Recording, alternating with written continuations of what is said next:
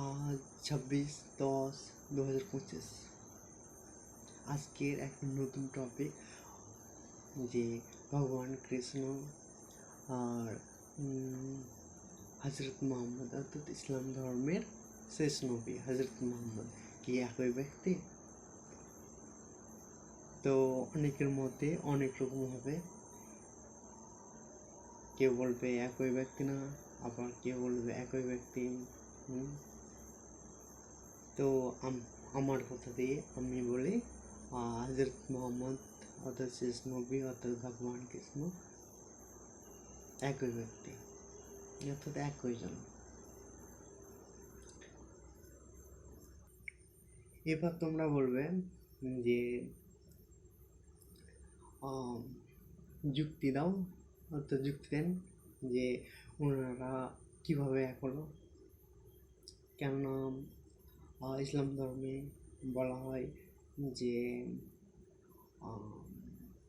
মানুষের একবার জন্ম হয়, দিয়ে হয়তো জান্নাত পায়, নয়তো জাহান্নামে যায়। আবার হিন্দু ধর্মে বলা হয় কেউ বলে 1-2 বা কেউ বলে 7 জন্ম, আবার কেউ বলে 84 লক্ষ জন্ম। অর্থাৎ সবার বিভিন্ন মত। তো আজকের টপিক হচ্ছে ভগবান কৃষ্ণ অর্থাৎ হিন্দু ধর্মে যাকে সর্বশক্তিমান সর্বকিছু নিয়ন্তা অর্থাৎ সব কিছু নিয়ন্তা বলে মান্যতা দেয় বা সবাই মেনে আসে। আর আমি ইসলাম ধর্মের শেষ নবী অর্থাৎ হজরত মোহাম্মদকে ওনার সাথে এক করলাম যে একটা সময় উনি কৃষ্ণ রূপে জন্ম নেন বা অবতার নেন, হিন্দু ধর্মে বলা হয়। আর হজরত মোহাম্মদ ইসলাম ধর্মের জন্মদাতা হিসেবে মানা হয়। তো আমি তোমাদের সামনে বললাম একজনই। তো একটু অন্যদিকে যাই যে কিভাবে তারা একজন হলো।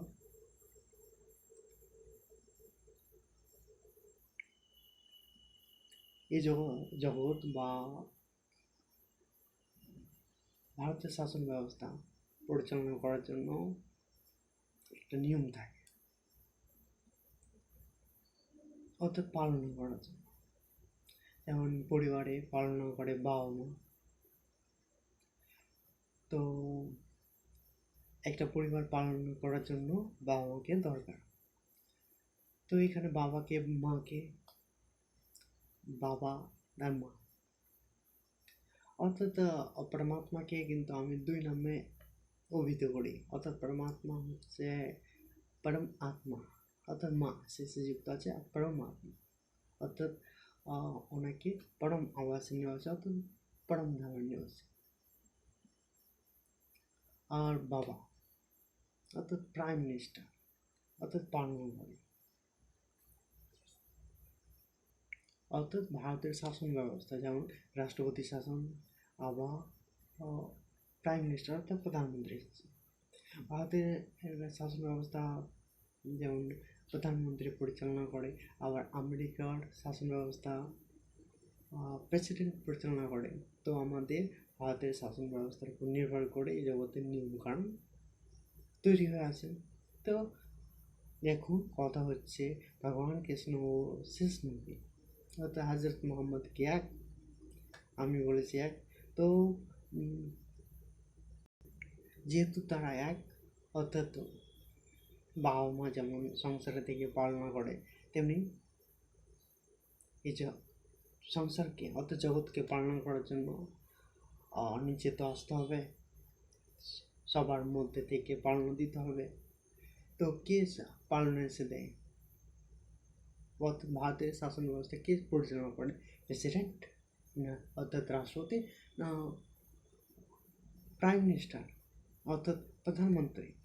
তো তোমাদের উত্তর হবে প্রাইম মিনিস্টার অর্থাৎ ভগবান কৃষ্ণ বা হজরত মোহাম্মদ। জগতে যিনি এসে সংসার পরিচালনা করে অর্থাৎ জন্ম নেন কে?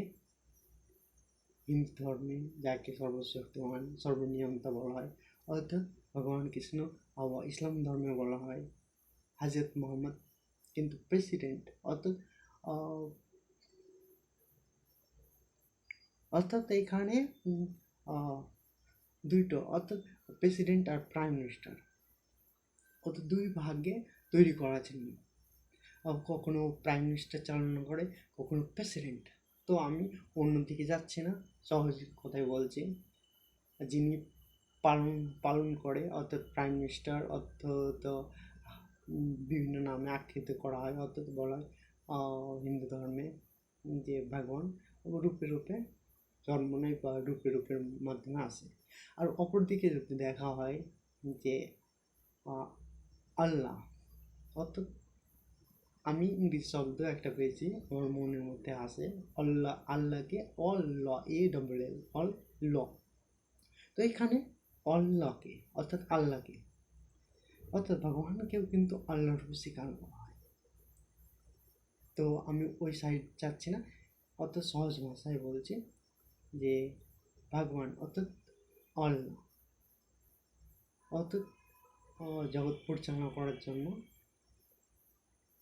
সংসার থেকে পালন নিতে হবে, বড়রাকে দেখে শিখবে, অর্থাৎ বড়রা যেটা করে যায় অর্থাৎ আচরণ বা কোনো কিছু, তো ছোটরাও পালন করে।